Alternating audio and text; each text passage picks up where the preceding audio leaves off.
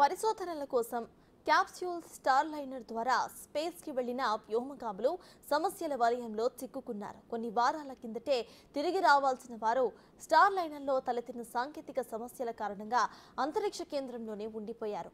ఈ నేపథ్యంలో సునీతా విలియమ్స్ తో పాటు బుచ్ విల్మోర్లు అంతరిక్షం నుంచి తొలిసారిగా మీడియాతో మాట్లాడారు. తిరిగి తాము సేఫ్ గా వెనక్కి వస్తామని ధీమాను వ్యక్తం చేశారు.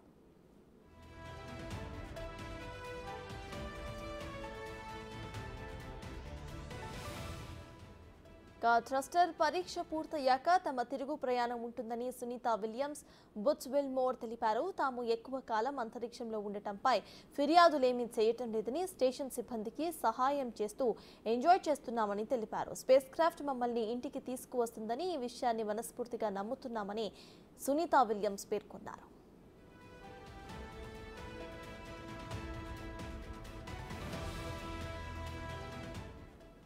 కొలీగ్ భారీ బుచ్ విల్మోర్తో కలిసి బోయింగ్ స్టార్ లైనర్ వ్యోమ నౌకలో జూన్ 5న అంతరిక్ష కేంద్రానికి వెళ్లిన విలియమ్స్ ఐఎస్ఎస్తో అనుసంధానమయ్యే క్రమంలో హీలియం లీకేజ్ కారణంగా వ్యోమ నౌకలో పలు లోపాలు తలెత్తాయి.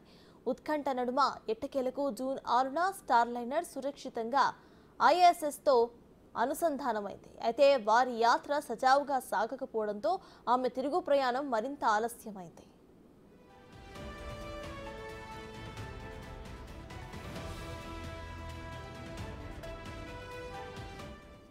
ఆమె రాక ఆలస్యం కారణంగా అనారోగ్య ముప్పు పొంచి ఉందనే అనుమానాలు కలుగుతున్నాయి. దీంతో విలియమ్స్ రాకపై ఉత్కంఠ నెలకొంది. దీనిపై విలియమ్స్ స్పందించారు.